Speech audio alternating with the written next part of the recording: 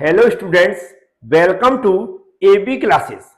आज का सब्जेक्ट है पावर प्लांट इंजीनियरिंग और आज हम लोग इस सब्जेक्ट में समझेंगे फ्लूइडाइज्ड बेड कंबशन। और फ्लूइडाइज्ड बेड कंबशन एक इंपॉर्टेंट टॉपिक है। एग्जाम में कई बार इस पर क्वेश्चन पूछा जा चुका है और हम लोगों को इसका मतलब समझना है, इसका डायग्राम बनाना सीखना है और उसको एक्सप्लेन करना भी सीखना है। और इसके लिए आपको बस वीडियो पूरा देखना है, जो मैं समझाऊंगा उसको ध्यान से सुनना है, समझ में जरूर आएगा। तो चलते हैं, स्टार्ट करते हैं आज के टॉपिक को। तो सबसे पहले इसका मतलब समझेंगे हम लोग, इसके बाद एक डायग्राम के थ्रू हम लोग इसमें जो कंपोनेंट यूज हुए हैं उनको समझेंगे और वह वहां पर कैसे वर्क करते हैं वो भी समझेंगे और एक पूरी कंप्लीट जो वर्किंग प्रोसेस है उसको भी समझेंगे। तो शुरुआत हम लोग करेंगे टॉपिक से। यहां पर लिखा फ्लूइड। फ्लूइड हम जानते हैं एक ऐसा पदार्थ जिसके अंदर फ्लो होने का गुण होता है। बेड कंबशन का मतलब है कि जो बेड जिस पर हमें फ्लूइड को जलाना है। बेड कंबशन का मतलब है जो बेड जिस पर फ्लूइड को हमें जलाना है। अब हम लोगों ने स्टीम पावर प्लांट और थर्मल पावर प्लांट में समझा क्या समझा कि जो इसमें फ्यूल यूज करते हैं वो तो कोयला यूज करते हैं या कोल का उपयोग करते हैं। कोल या कोयला हम जानते हैं कि वो तो फ्लो होता नहीं है, वो तो स्थिर रहता है। तो उसको कैसे फ्लूइड में कन्वर्ट करेंगे, कैसे हम लोग उसको फ्लो कराएंगे, यही हम लोग इसके अंदर समझने वाले हैं।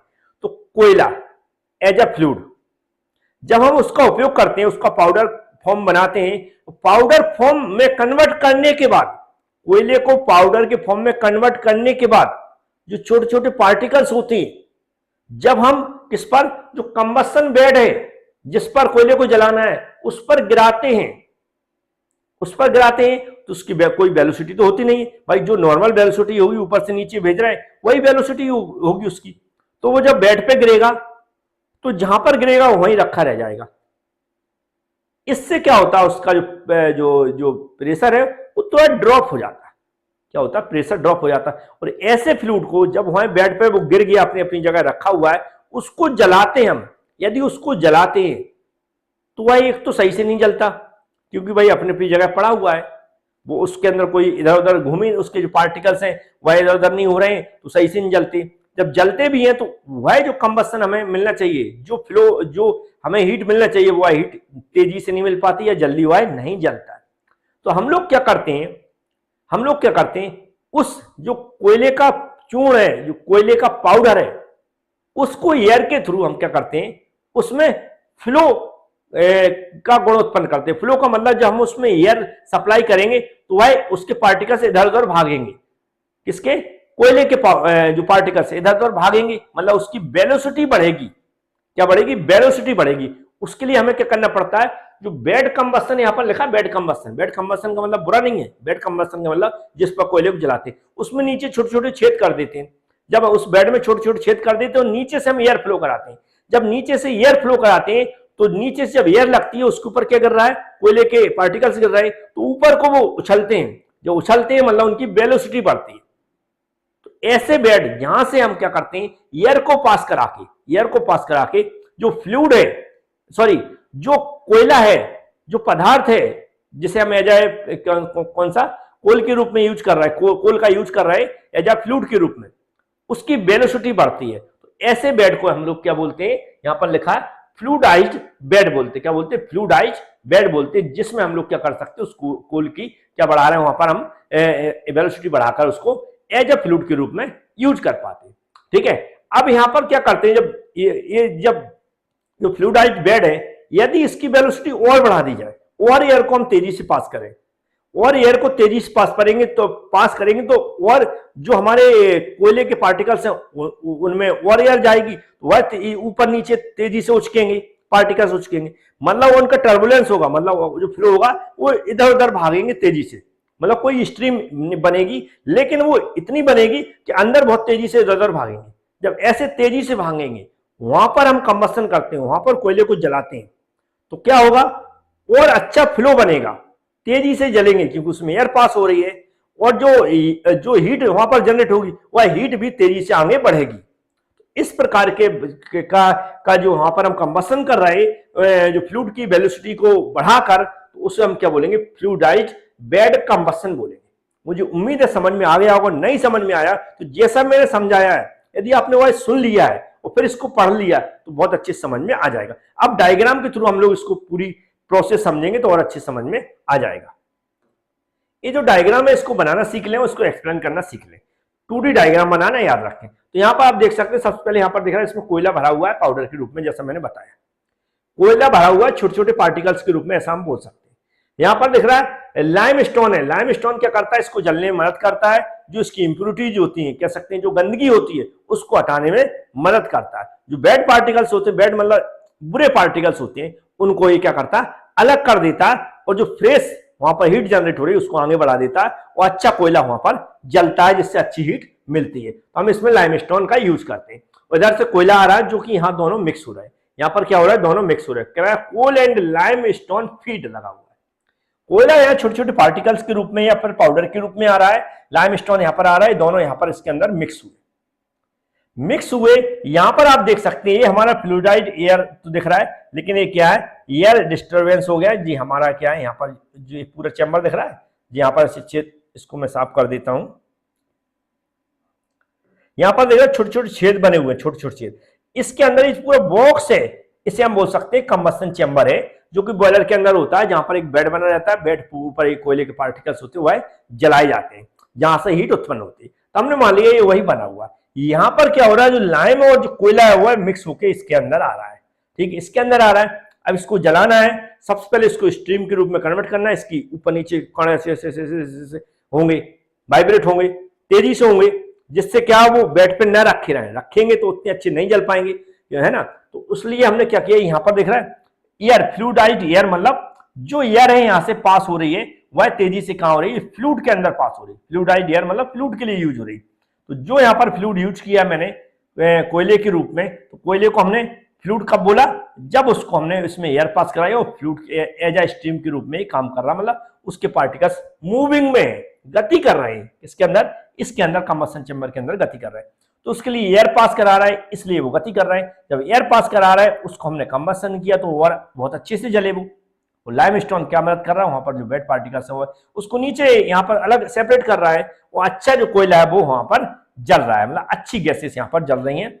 और जब जलने के बाद अब वो जल रहा है तो हीट उत्पन्न कर रहा है। क्या उत्पन्न कर रहा है, हीट उत्पन्न कर रहा है।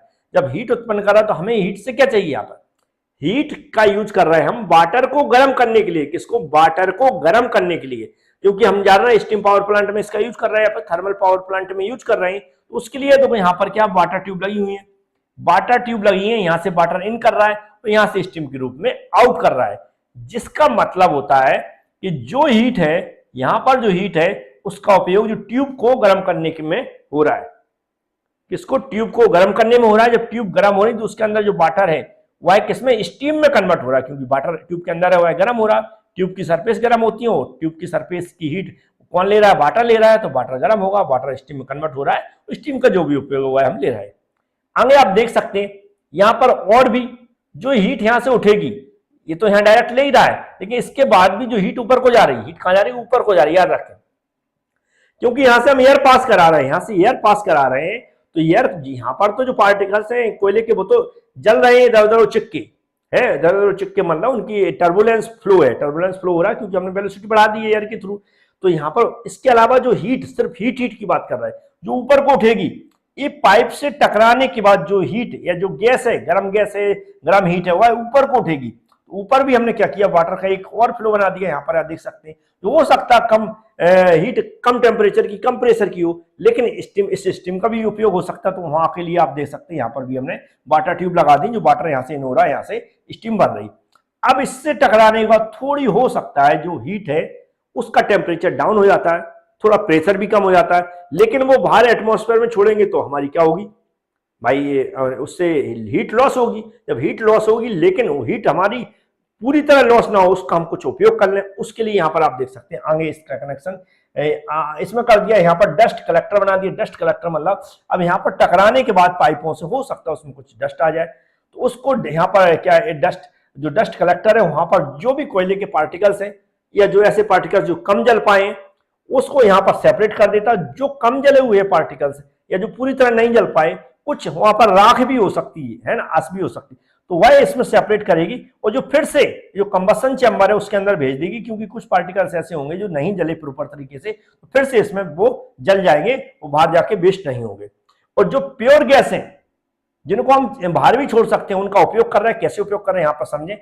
उसको यहाँ पर एक पाइप के थ्रू ले गए, कहां पर, बाहर ले जाना है इसको। तो उसके लिए हमने क्या किया, जो एग्जॉस्ट गैस बाहर एटमॉस्फेयर में छोड़ने वाले हैं, उससे पहले हमने एक एयर प्री हीटर लगा दिया। एयर प्री हीटर का फंक्शन यहाँ पर क्या है कि जो एयर हम कंबसन के लिए यहाँ पर भेज रहे हैं, जो एयर इसको फ्लूइड को कंबसन कराने के लिए भेज रहे हैं, वह हम गर्म एयर भेजेंगे। गर्म एयर मतलब हॉट एयर भेजेंगे। हॉट एयर का पर्पज है कि ये जो यहाँ पर हम फ्यूल को कंबसन करा रहे हैं उसमें उसकी इफिशियंसी डाउन ना हो, क्योंकि यदि हम गर्म एयर भेजेंगे और फ्लूइड भी वहां पर गर्म है, मतलब हम कंबसन करा रहे हैं, तो उसकी इफिशियंसी डाउन नहीं होगी, वो प्रॉपर गर्म हवा मिलेगी। लेकिन अगर यदि ठंडी हवा भेज दी हमने, ठंडी हवा भेज दी, तो उसकी इफिशियंसी डाउन कर देगा, क्योंकि उसकी जो अंदर फ्लूइड जल रहा है उसको और उसकी जो हीट होगी उसको डाउन कर देगा, और हवा ठंडी देके उसकी टेम्परेचर भी डाउन कर देगा। इसलिए यहाँ पर गर्म हवा भेजते हो। गर्म हवा के लिए अलग से हीट की आवश्यकता नहीं होती है। हवा गर्म करने के लिए अलग से हीट की आवश्यकता नहीं होती है।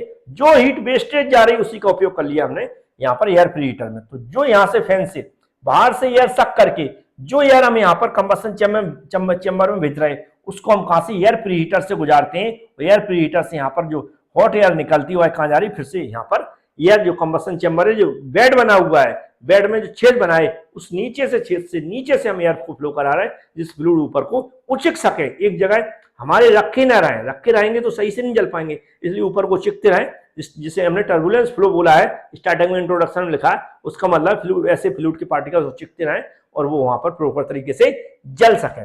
और यह जैसे यहाँ लगा एयर डिस्ट्रीब्यूटर से क्लियर लिखा है, डिस्ट्रीब्यूटर का मतलब एयर अंदर जा रही है छेदों में से होते हुए।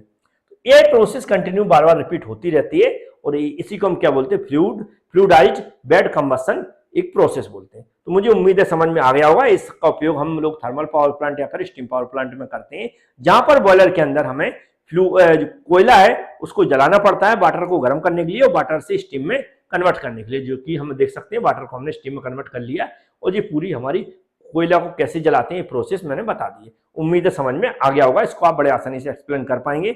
नहीं कर पाते हैं तो पीडीएफ आपको मिल जाएगी। हो सकता है पीडीएफ में दूसरा डायग्राम बना हो, उसमें वो एक्सप्लेन किया गया हो, तो आपके ऊपर डिपेंड करता है। यदि ये समझ में आ गया तो इस डायग्राम को बना के आ जाएं और इसको एक्सप्लेन करके आ जाएं। Thank you.